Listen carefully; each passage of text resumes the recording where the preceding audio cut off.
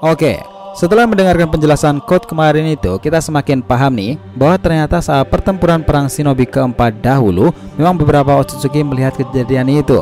Mereka tak terkena Mugen Tsukuyomi karena menyembunyikan diri mereka dalam portal dimensi lain. Bahwa saat itu kita tahunya nih, yang tak bisa dikenai Mugen Tsukuyomi adalah seorang Edo Tensei, pengguna Rinnegan dan dengan lindungan Susanoo Sasuke tentunya, ataupun pewaris kekuatan Rikudo. Nah ternyata nih kenyataannya ada satu lagi, Otsutsuki dalam dimensi lain. Nah lalu kondisi ini beneran adanya nih jika Jigen telah ada dan mengawasi pertempuran mereka dalam dimensi lain itu. Ini sangat related. Bagaimana kejadiannya jika beberapa Otsutsuki masih mengawasi mereka hingga saat ini? Nah kita akan bahas lebih jauh lagi nih soal rahasia alam semesta Otsutsuki, portal dimensi mereka, Rinnegan lain, serta sedikit singgung soal Mugen Tsukuyomi dahulu itu. Oke, kita breakdown mulai dari sini.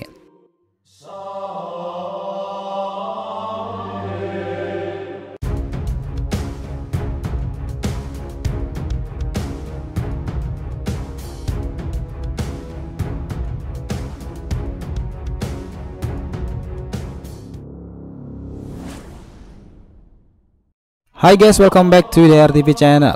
Nah kali ini kita akan membahas mengenai rahasia tersembunyi cara seorang Otsutsuki dan pengguna Rinnegan bisa terhindar Mugen Tsukuyomi. Oke, biar nggak salah persepsi silahkan simak sampai akhir ya. Disclaimer juga di sini, beberapa data ini bisa benar atau bahkan bisa juga salah. Nah kemarin itu Code mengatakan hal seperti ini. Aku tahu apa yang terjadi pada Otsutsuki Ishiki, bagaimana dia mati hari itu, seluruh ceritanya, semua detailnya, dan kini aku sudah mewarisi keinginan Otsutsuki dan dengan itu juga keinginan Ishiki.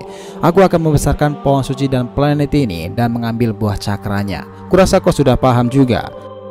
Tapi pohon suci akan memahan semua cakra yang ada di planet ini, kecuali kau lari dalam dimensi lain.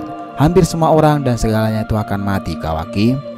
Nah, garis besarnya adalah kau akan selamat dari ancaman buah cakra jikalau kau bisa lari ke dimensi lain. Oke, ini menarik sih. Bayangkan saat itu di perang shinobi keempat semuanya itu ketakutan dan panik karena pohon dewa itu terus mengejar para pemilik cakra terbanyak saat itu. Hachibi dan Naruto adalah sasaran besarnya tuh.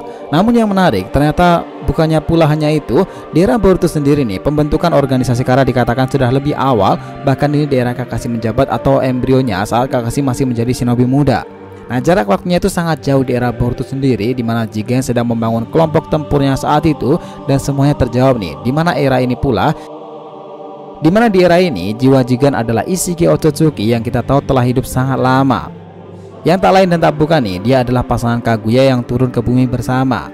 Tapi karena satu hal, entah Kaguya gimana, dia dihianati dan hampir saja sekarat karena Kaguya Otsutsuki. Nah itulah yang dikatakan oleh Amado. Nah kemudian dengan susah payah memanfaatkan Sukuna Hikona dan hidup melalui pikiran Jigen. Nah tetapi pertanyaannya, kemarin itu sangat ramai, kenapa jika sudah lama Jigen itu tidak pernah muncul? Ya jika kemarin menjawabnya karena di bumi sendiri masih ada orang-orang kuat seperti Rikudo Sennin, Asura atau bahkan Hashirama, itu sangat masuk akal sih. Dan kenapa pula saat Genjutsu Mata Buddha ini inaktif, Jigen tidak terkena dampaknya? Nah ini karena satu hal, dia itu diketahui bersembunyi dalam dimensi lain. Nah menurut perkataan Code, ini semua sangat related.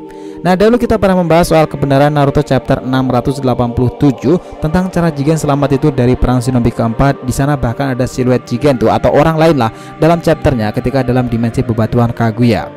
Kita ungkit sedikit di sini nih tentang rahasia alam semesta Otsutsuki bertahap.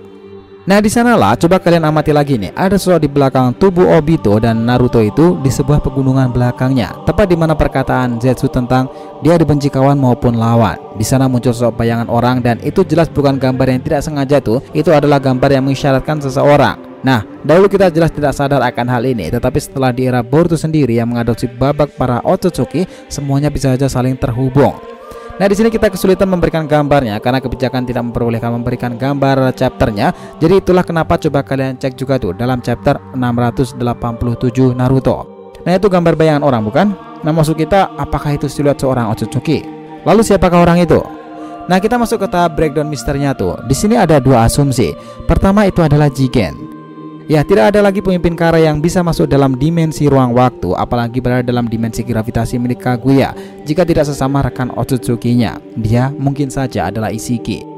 Nah Kaguya kita tahu adalah pasangan Ishiki. Namun itu gini, jika itu adalah orang yang masuk menggunakan dimensi lain, kenapa Kaguya dan para ninja aliansi tidak menyadarinya? Nah di sini ada beberapa alasan tuh. Pertama, Jigen atau Ishiki ini bisa menyembunyikan cakranya. Ini masuk akal karena ada beberapa ninja yang bisa menghilangkan deteksi cakra mereka. Contohnya di era Boruto ini adalah Anburo, orang yang mengawal Shikamaru untuk menyelamatkan Sai kemarin itu. Dan kita tahu bahwa Anburo ini bisa menghilangkan cakranya, sehingga ia tidak bisa dideteksi, dan beberapa Anbu juga memiliki kemampuan itu.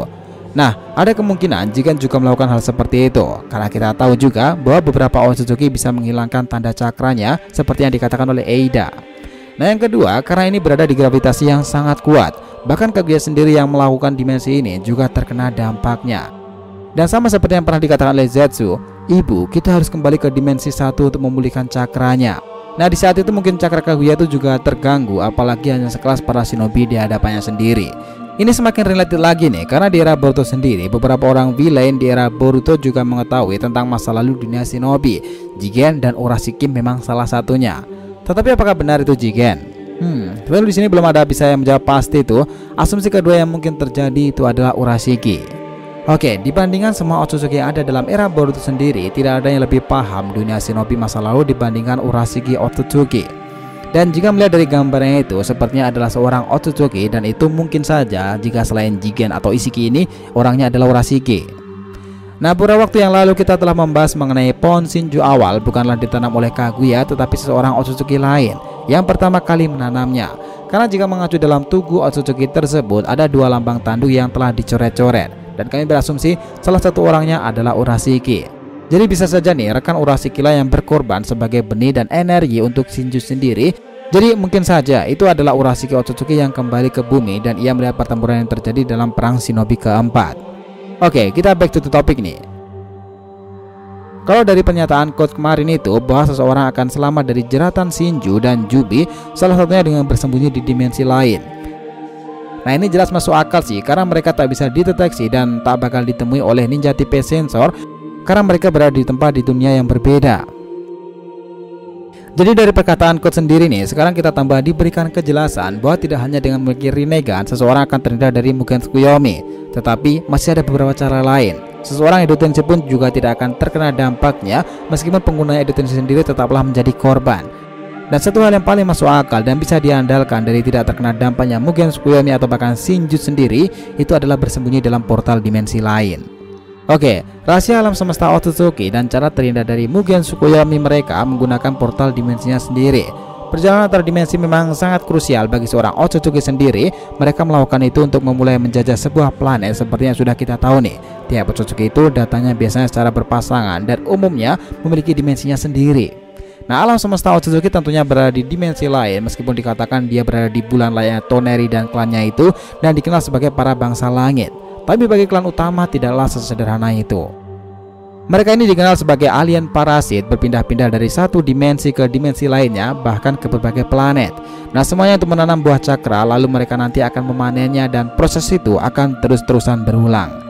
Nah, kemarin kita juga telah membahas tentang berbagai perjalanan portal antara dimensi Otsutsuki itu, kisah semua rahasia tentang dimensi lain mereka. Nah, kalian bisa cek lebih spesifik lagi di sana nanti, di mana breakdown kisah dimensi lain judulnya.